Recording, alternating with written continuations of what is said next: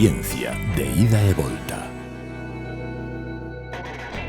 No Día Mundial da Auga queremos poñer de manifesto a importancia da auga doce e o impacto socioeconómico da súa calidade e abastecemento. Ademais de ter un papel vital para a nosa saúde, a auga é esencial para o sostentamento e a reproducción da vida no planeta. O cambio climático, a contaminación e a escaseza deste recurso hídrico formulan ameazas a nivel global que é preciso abordar e intentar frear. Adoitamos subestimar a súa importancia, a da auga, por ter nacido en comunidades que teñen abundancia deste recurso, que non lo digan en Galicia. Pero imaginades vos non ter auga potable na vosa casa ou ter que percorrer diariamente varios kilómetros para conseguila. Nesta serie de podcast dedicados ao Día Mundial da Auga que está a desenvolver a Unidade de Cultura Científica da Universidade de Vigo dentro do seu plan Ciencia de ida e volta, coa colaboración da Fundación Española para a Ciencia e a Tecnoloxía, FECIT, do Ministerio de Ciencia e Innovación e Universidades, afondamos na relación da auga e o dereito da man dos investigadores da Universidade de Vigo, Roberto Bustillo e Sofía Salgado. Roberto é catedrático de Dereito Administrativo no campus universitario de Ourense e levanos estudando e escribindo sobre a regulación xurídica do medio ambiente e da auga. Tamén ten participado en numerosos congresos internacionais e impartido cursos de doutoramento e conferencias sobre este ámbito en diversos países europeos e hispanoamericanos. Sofía Salgado, pola súa banda, é estudante de cuarto de Dereito, cun destacado expediente académico que lle permitiu obter unha bolsa de colaboración para iniciarse como investigadora no Departamento de Dereito Público da Universidade de Vigo. Na actualidade, está elaborando o seu traballo de fin de grao sobre o réxime xurídico das augas termais. Eu son Gabri e o meu carón teño a Martina e a Breixo. Bo día, Roberto, Sofía. Moitas grazas por participar neste podcast de Ciencia de ida e volta dedicado ao Día Mundial da Auga e desplazarvos dende Ourense, dende o campus da auga ata aquí, o Centro de Educación Infantil e Primaria de Laredo, en Chapela. Muchas gracias a vosotros por invitarnos a participar en esta iniciativa para dar a conocer nuestro trabajo desde la Universidad de Vigo. Y parte de nuestro trabajo forma no solo informar sobre esos temas, sino tratar de transmitir la importancia que el agua y el medio ambiente tiene para todos, que todos los adultos, los jóvenes, los niños entiendan lo importante, que sean conscientes, porque no siempre ha sido así, no siempre ha habido la conciencia de lo importante que es conservar el medio ambiente. Os voy a poner un ejemplo. Hace unos 2000 años, en tiempos del Imperio Romano, había un arquitecto, se llamaba Vitruvio, escribió un libro. Y en ese libro una de las cosas que contaba era que cuando los dioses construyeron el mundo, demostraron que eran sabios y generosos con los seres humanos. De hecho, decía Vitruvio, las cosas que nos interesan pero no son importantes para nuestra vida existen, pero en poca cantidad. El oro, las piedras preciosas, si se abusa, se puede acabar ese recurso. Sin embargo, aquellas cosas que son necesarias para que los seres humanos vivan, el aire para respirar, el agua para beber, los animales, las plantas que nos alimentan, decía Vitruvio que existen constantemente y de forma infinita se van regenerando, de tal forma que gastáramos lo que gastáramos, aunque derrocháramos, siempre iba a haber más. Aunque no lo creáis, ese pensamiento fue el dominante en nuestro mundo durante mucho tiempo, hasta fechas relativamente recientes. En concreto, hasta aproximadamente el siglo XIX, que es el siglo de la Revolución Industrial, es el siglo cuando se inventa el ferrocarril, es el siglo de Napoleón, es el siglo de Julio Verne. En ese momento, en Europa, nos empezamos a dar cuenta de que algunos recursos naturales estaban desapareciendo por la sobreexplotación, por la contaminación. ¿Sabéis cuál fue el primer recurso natural que nos dimos cuenta que estaba desapareciendo? ¿Lo sabéis? El agua. Pues no exactamente el agua, pero sí algo que tiene que ver con el agua. Los peces de río. En esa época la gente se alimentaba pescando peces y estaban desapareciendo de todos los lagos y de todos los ríos. Si en el siglo XIX no se hubieran adoptado medidas para protegerlos, las truchas y los salmones ya no existirían. Y luego llegaron los bosques, y luego llegó el aire, y luego llegó el agua. Y es mucho el camino que hemos recorrido desde entonces hasta ahora, y es mucho el camino que nos queda por recorrer. Pero hoxe estamos aquí porque nos comentaron, en concreto, dende a Unidade de Cultura Científica, que queríades saber máis sobre que? Queremos saber cousas como de quen é a auga dos pozos, quen ten a propiedade dos ríos e dos mananciais, e a quen pertence a auga dunha piscina ou que di a lei sobre o dereito ao uso da auga. Pois non vos preocupedes que imos falar de todo iso e de moitas cousas máis. Fijaros, en primer lugar, en estas imágenes que tengo aquí. ¿Qué es lo que veis para que las personas que oyen sepan qué es lo que os estoy Eu mostrando? vexo un xardín cunha casa flores, con ceo e moitos árbores. Eu vexo un parque con nenos xogando nunha estructura. Ujú. Perfecto. Pues las dos fotos que veis en realidad no son muy distintas. Se ve mucha zona verde, mucha hierba, muchos árboles, espacios abiertos, lugares para jugar. Pero desde el punto de vista del derecho son muy diferentes. La primera foto, la del jardín y la casa, para el derecho es una propiedad privada. Eso es algo que pertenece a una persona o una familia. Si vosotros o Sofía o yo queremos entrar allí, tenemos que pedir permiso para entrar, porque no es nuestro. Y la otra foto, en lo que se ve es una propiedad pública. Un parque público, al igual que una calle o la plaza de un pueblo, de una ciudad, son lugares públicos, que a efectos prácticos, para entendernos, podemos decir que nos pertenecen a todos. Para entrar en ese parque o para caminar por una calle no hay que pedir permiso a nadie. Nos pertenece a todos, podemos ir por allí. Y podemos hacer un uso normal, un uso común. Podemos jugar, podemos correr, podemos... Pero imaginaos que esos 3 niños de la foto encuentran allí tirados una pala, un pico y dicen, vamos a coger esta pala y este pico y vamos a hacer aquí en medio del parque un agujero muy grande para hacer una charca para ranas. ¿Vosotros creéis que podrían con un pico y una pala ponerse a hacer un agujero en medio del parque sin más? No. No. ¿Por qué? Porque eso ya no es un uso normal, es un uso anormal, es un uso especial, es un uso más intenso. Necesitarían pedir permiso. Eso es. ¿Permiso a quién? Pues a una autoridad que en otros casos puede ser el gobierno. En este caso sería el ayuntamiento, sería el concello.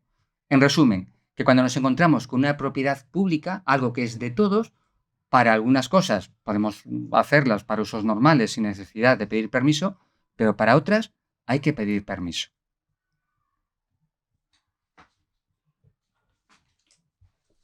Entón, que dúbidas vos xurden con isto? Que terá que ver con a auga, esta relación? Bueno, sucede algo parecido ca auga. Efectivamente, con el agua sucede algo muy parecido. Fijaos ahora en estas otras fotos. ¿Qué es lo que veis? Veo un neno nunha piscina con unha pistola de auga e xoguetes. Unha persoa collendo botellas de auga dunha neveira.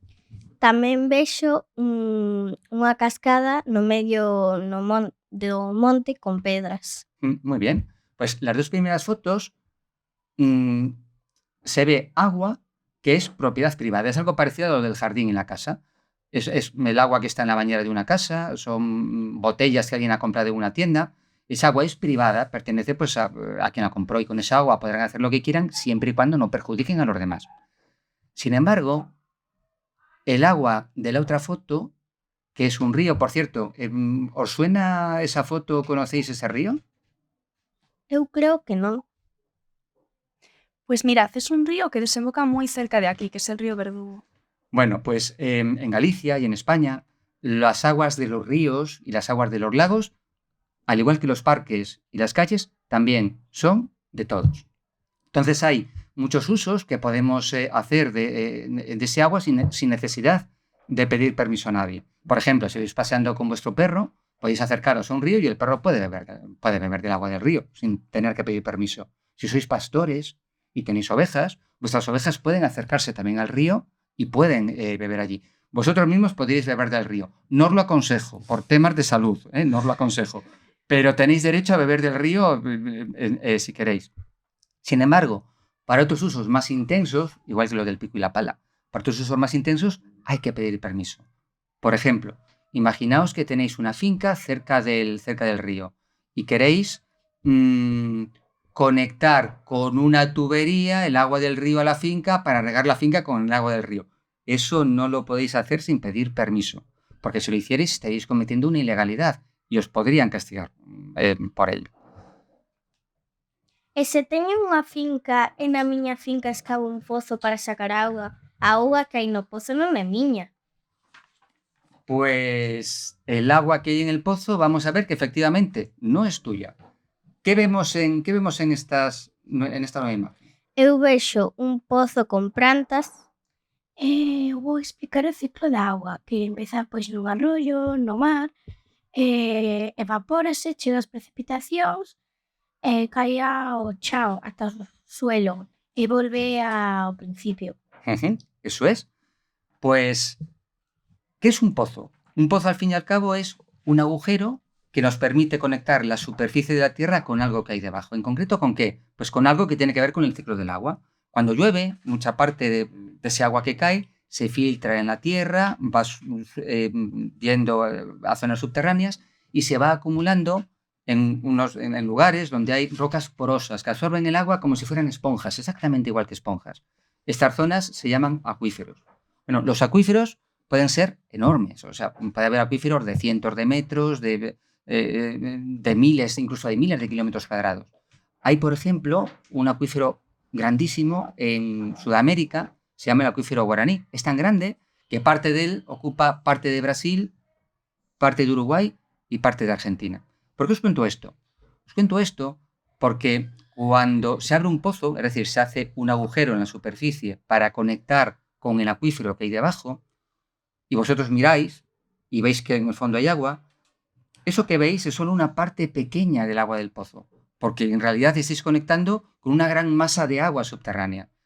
Vosotros tenéis ahí agua, pero si en dirección este hay otro vecino a 100 metros que tiene un pozo, ese vecino, ese pozo, está en el mismo acuífero. Y si 200 metros al norte hay una aldea con una plaza y tienen una fuente en medio, es posible que esa fuente que está ahí en medio de la aldea conecte con el mismo acuífero. Y si medio kilómetro en otra dirección hay un bosque de carballos y de castaños, es muy posible que las raíces de esos árboles beban de ese acuífero. Entonces, ¿esto a qué da lugar? Da lugar a que, de la misma forma que todos somos propietarios de las aguas de los ríos y de las aguas de los lagos, todos somos propietarios de las aguas de los acuíferos. Ese agua que está en el fondo de vuestro pozo no es vuestra, es de todos. Si vosotros compráis una casa donde hay un pozo y ese pozo es legal, que esa es otra, para que un pozo sea legal hay que cumplir una serie de requisitos. Si un pozo es ilegal, os pueden castigar también. Bueno, pues si hay un pozo, vuestro es el agujero y vuestro es el cubo y vuestro es la polea, todo lo que es pero el agua no. El agua del fondo del pozo es de todos. Si vuestro pozo es legal, tenéis derecho a sacar ese agua y usarla. Y podéis en el caldero, sacáis el agua y podéis con esa agua beber, jugar, regar. Pero mientras está en el agua del pozo, no es vuestra, es de todos. Y os voy a contar algo muy importante que se deriva de esto. Imaginad que llenáis una bañera de agua en vuestra casa y os deis un baño de espuma. No es recomendable, es más recomendable ducharse porque se ahorra mucha agua. En los baños de espuma se pierde mucha agua. Bueno, pero os deis un baño de espuma, podéis hacerlo. Y de repente se os ocurre, es verano, hace mucho calor, voy a darme un fresquito baño de espuma en el fondo del pozo. Pues no es recomendable, primero porque igual os ahogáis. Y segundo, porque esa agua no es vuestra, es del acuífero, es de todos. Y si metéis allí jabón, estáis contaminando el agua. Y no solo contaminéis el agua de vuestro pozo, porque está conectado, estáis contaminando también el agua del pozo de vuestro vecino que está a 100 metros, y el agua de la fuente del pueblo que está a 200, y el agua que beben los árboles del bosque que está a 500 metros. Por eso, cuando tenemos un pozo, tenemos derecho a usar el agua, pero también tenemos una responsabilidad. Tenemos que evitar que ese agujero sea un lugar por donde se cuele suciedad, contaminación, animales que puedan acabar contaminando el agua. E todo isto que nos contastes do ciclo da auga e dos pozos tamén se aplica ás aguas termais que comentas? Pues mira, las leyes tratan las aguas termales de forma totalmente diferente al resto de aguas, pero antes de todo, ¿qué creéis que son las aguas termales? ¿Qué veis en esta foto? ¿Qué diríais que son? Augas termais en medio do monte. ¿Y qué diríais que es la diferencia entre las aguas termales y el resto de aguas, de los ríos, de los pozos? Que están augas termais máis quentes. están máis quentes. Sí, pues justo la ley lo que dice es eso, que las aguas termales son aquellas que cuando emergen de la superficie de la Tierra tienen una temperatura por lo menos 4 grados centígrados superior a la temperatura ambiente. Estas aguas realmente también forman parte del ciclo del agua, no son diferentes a las aguas de las que ha hablado Roberto. pero la ley las trata de forma diferente y realmente la única diferencia que hay es que cuando están en el interior de la Tierra entran en contacto con magma o con rocas calientes que hacen que luego, cuando emergen, tienen una temperatura superior. Como os he dicho antes, las aguas están en el ciclo hidrológico, pero Roberto os ha explicado que otras aguas del ciclo hidrológico, como las del pozo, son de todos. Aunque yo tenga un pozo en mi jardín y el agujero sea mío, el agua de dentro no es mía, es de todos nosotros. Pero con las aguas termales no sucede lo mismo. Si yo tengo en mi jardín una fuente de la que emanan aguas termales, voy a tener un derecho a usar esas aguas termales con preferencia a otras personas que también quieran hacer lo mismo, pues por ejemplo para montar un balneario o un spa. ¿Por qué? Precisamente porque están en una finca que es mía, es de mi propiedad. Sí que es cierto que hay que tener cuidado porque el uso que yo haga puede ser perjudicial para el medio ambiente o para otras personas, con lo cual voy a tener que cumplir una serie de requisitos que me marca la ley. Y además voy a tener que pedir a la Xunta de Galicia un permiso, una autorización para poder usar esas aguas termales que están en mi finca. Y hasta aquí hemos hablado de lo que pasaría si esas aguas termales estuvieran en una finca que fuera mía o que fuera vuestra o de vuestro vecino. Y ahora viene un tema difícil, que es ¿qué pasa si esas aguas termales están en un terreno que sea público, como el parque del que os habló Roberto? Es decir, a efectos prácticos de todos nosotros. ¿Quién creéis vosotros que va a tener derecho a usar esas aguas termales? A Xunta. O sea, a Xunta permite a xente que as utilice, se non o permite, pois é ilegal utilizalas. Sí, muy bien, efectivamente. Cuando unas aguas termales están en un terreno que es público, es decir, de todos nosotros tenemos derecho a usar esas aguas en igualdad de condiciones. Claro, de la misma forma que en una finca privada teníamos que pedir permiso y teníamos que comprobar que nuestro uso no era perjudicial para el medio ambiente, también cuando están en un terreno público vamos a tener que cumplir unos requisitos y también vamos a tener que pedir permiso a la Xunta de Galicia. La Xunta examinará si cumplimos o no esos requisitos y nos concederá permiso para usar esas aguas termales, pues por ejemplo para un balneario o un spa que tengamos durante un periodo de años determinado. Unha pregunta por curiosidade. É o mesmo un balneario que un spa?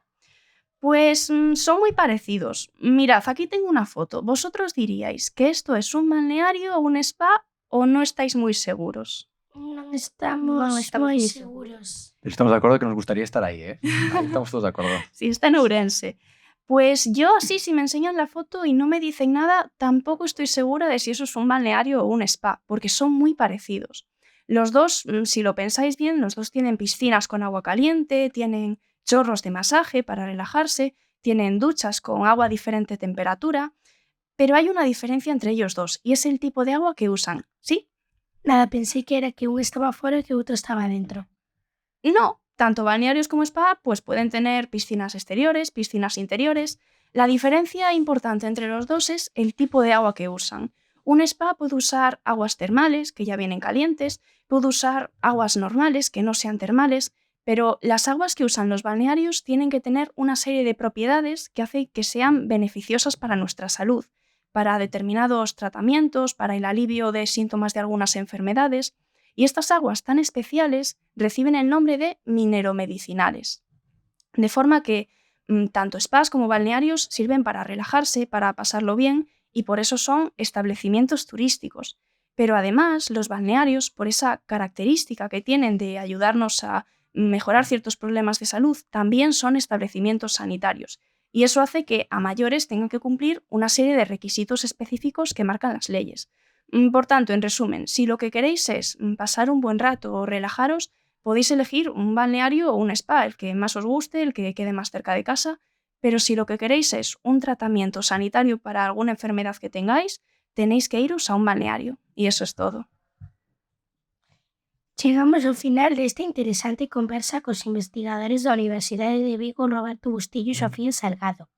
Moitas grazas por compartir con nós tanto coñecemento e por facernos ver que o tema da auga é unha cuestión disciplinar que podemos abondar dende diferentes ámbitos e ramas de coñecementos. Moitas grazas. Muchas gracias. Muchas gracias a vosotros.